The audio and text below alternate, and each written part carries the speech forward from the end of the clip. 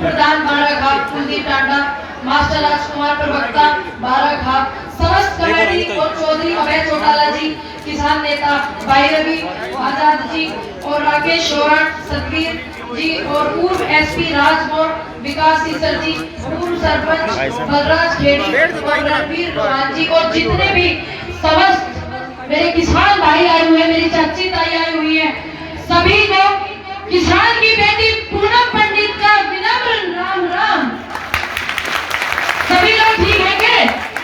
चलिए बढ़िया, उम्मीद करती हूँ सभी ठीक रहे, स्वस्थ रहे।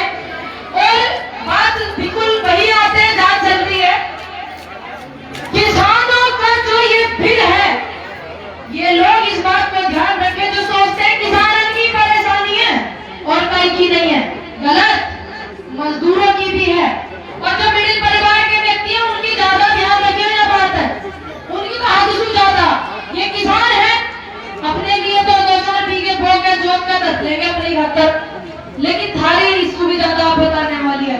फॉर एग्जाम्पल, जब बहुत ज्यादा स्टॉक हो जाएगा प्राइवेट लिमिटेड सेक्टर में, हो जाएगा, जवाब नहीं देते, क्या बात हो गई? ठीक ठाक हो सर? जब हो जाएगा ज्यादा स्टॉक तो सरकार के पास तो पावर ही नहीं रहेगी। ये पावर तो असीमित भंडारण करने वाली जो है प्राइवेट सेक्टर को है कि नहीं? ये किसको होनी चाहिए पावर? सरकार को।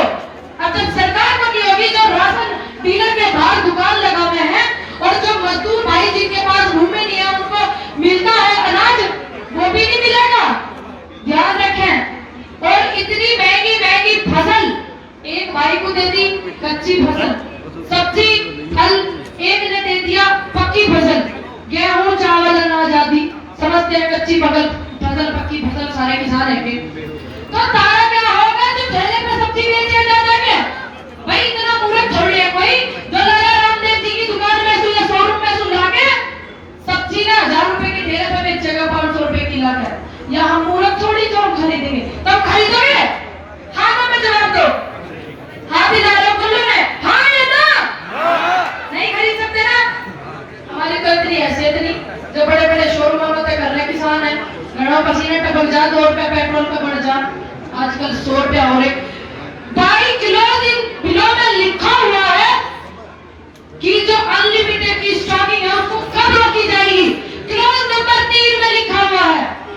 असीमित भंडारण वाला जो बिल है उसमें लिखा हुआ है जब रोकी जाएगी जब महंगाई 1.5 गुना हो जाएगी।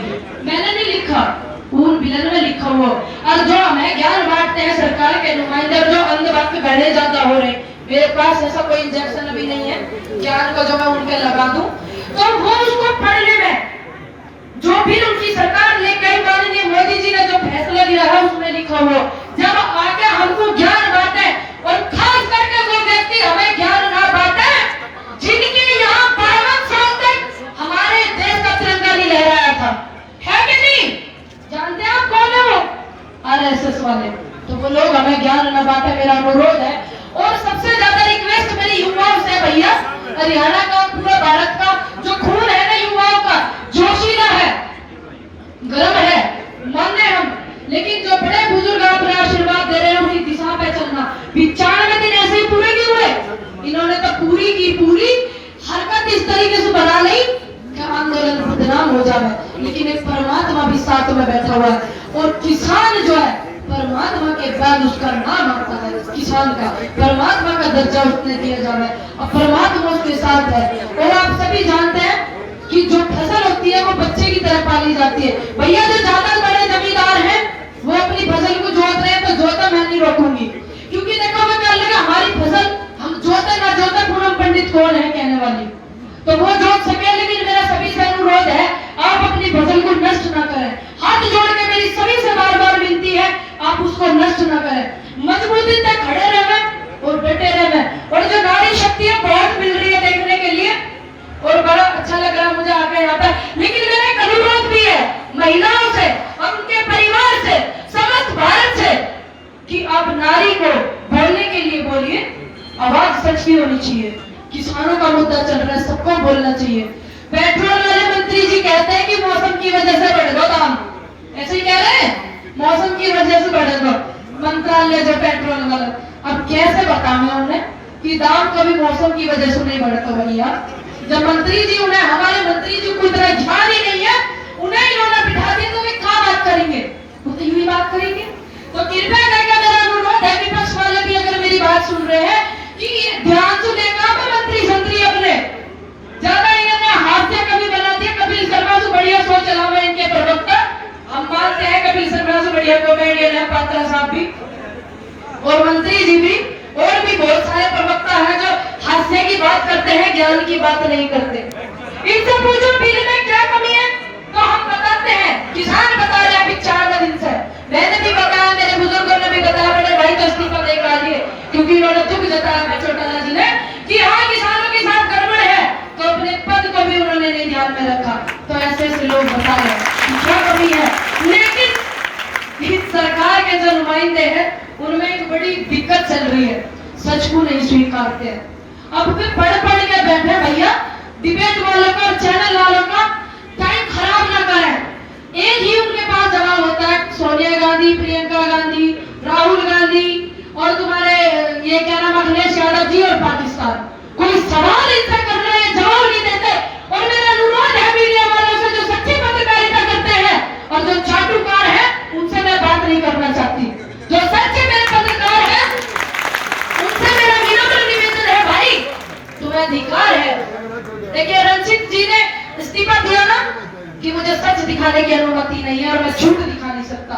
अनुरोध है वे जो उनके प्रवक्ता है ना, जो चटोरे दलाल कहते हैं जिन्हें, तलवे चाटने वाले जो है सरकार के नुमाइंदे, उनके आगे ये सिस्टम ला के लगा दो और पूछो फायदे बता, पता चल जाएगा ज्ञान कितना है और आह्वान कितना है कि नहीं।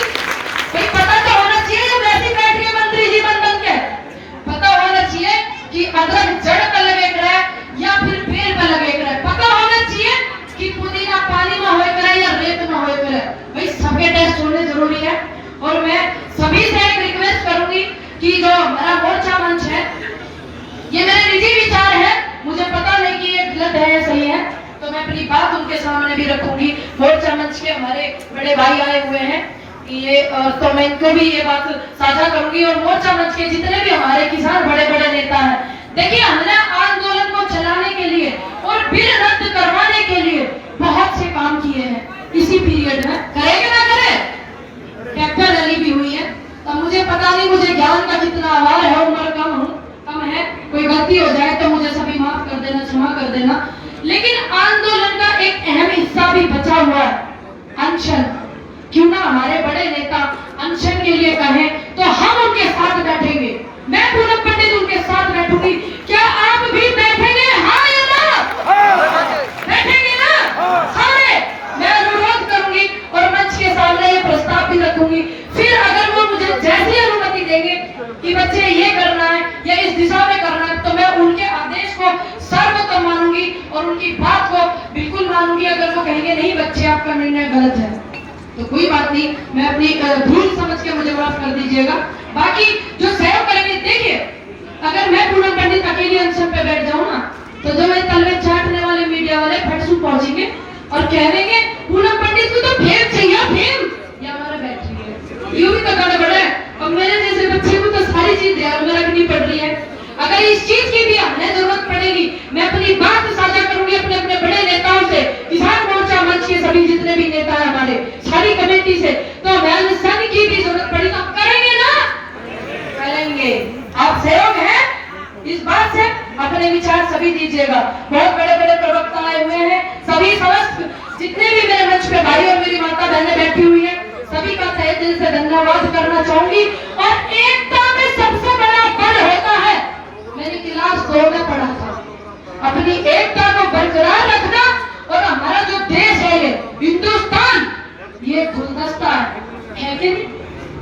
ये धर्म जात में जो बांटने वाले लोग थे यहाँ फेल हो गए, क्योंकि ये किसानों का आंदोलन चल रहा, जन आंदोलन चल रहा, किसी एक धर्म का आंदोलन नहीं है।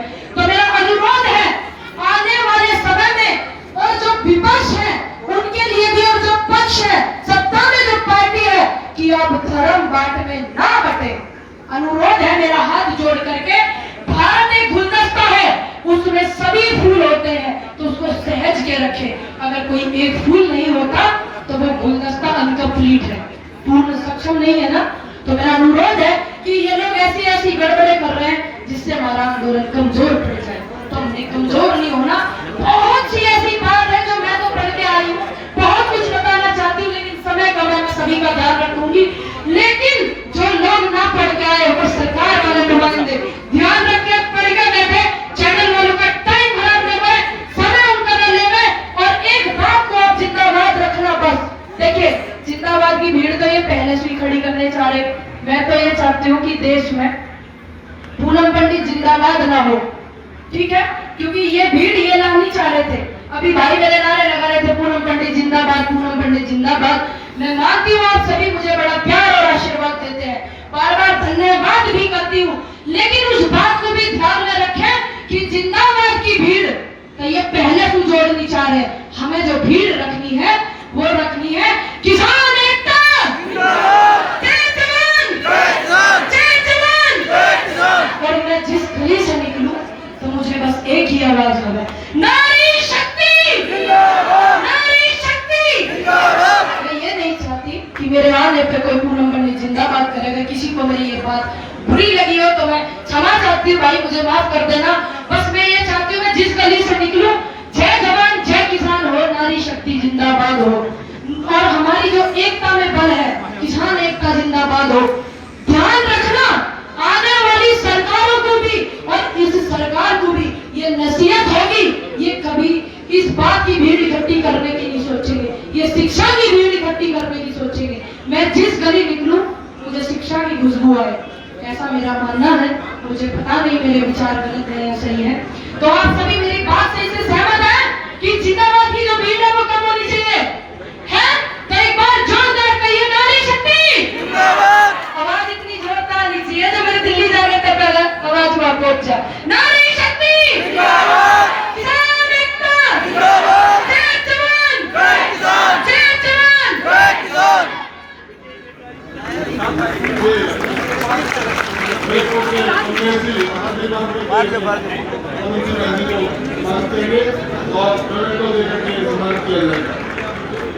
दे दो।